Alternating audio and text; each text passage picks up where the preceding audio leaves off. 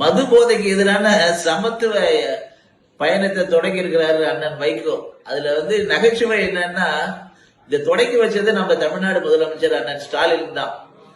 ஒரு கசாப்பு கடைக்காரனை கூப்பிட்டு, தினமும் 10 ஆடு 100 கோழி வெட்டுறவரை கூப்பிட்டு, சமரச சன்மார்க்க சங்கத்துல திருக்குறள்ல சொல்லியிருக்க மாதிரி கொல்லாமை புலால் உண்ணாமை பத்தி நீங்க சொற்பொழிவு ஆற்றுங்கன்னு சொன்னா அது எப்படி நகைச்சுவையா இருக்குதோ, அது மாதிரி ஒரு கிரிஞ்சு தான் நேற்று முதலமைச்சரை கூப்பிட்டுட்டு போதை மதுவுக்கு எதிரான நடைபயணத்தை ஆரம்பிப்பேன்னு அண்ணன் வைகோ சொல்றாரு.